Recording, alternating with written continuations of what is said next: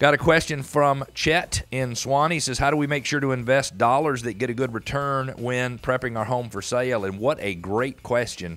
When I go on listing appointments, and I do that 3 or 4 times every week here in Metro Atlanta, sometimes more, sometimes a little less, people are always saying to me, hey, I don't want to invest money getting my home ready for sale unless that money is going to get me a return that is greater than the money I invest. So if I invest $1, I don't want to get $1 back. If I invest $1, I want to get $2 back, or I want to get $3 back. And that is a great strategy. In fact, when I am on listing appointments, I try to limit my suggested improvements only to things that would have a 2 or 3 to 1 return for every dollar invested. Some of the things you can do to your home that will have the biggest return will be cosmetics.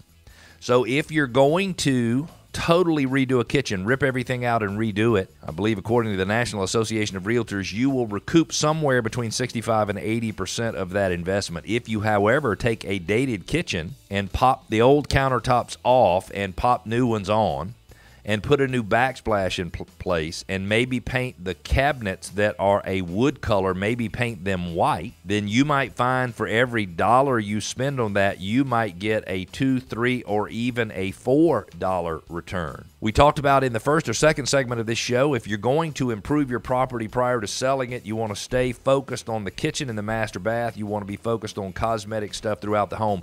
Another great investment of money is in cleaning your windows and influencing the curb appeal of your home. Having the windows cleaned on a home, $400, $500. It could cost more if you have a bigger home, could cost less, but I think that's a very worthwhile thing to do. And then making the home really look good, making it pop from a curb appeal standpoint is so important. And one of the main things you can do is make sure that the shrubs in the front of the house don't exceed the height of the bottom windowsill on the front windows, which means if you have a home that has had shrubs in place for 20 years and they are halfway up the windows in the front of the home, or in some cases on the ends, they're all the way to the top of the house, if you just cut those down, you will notice a huge difference.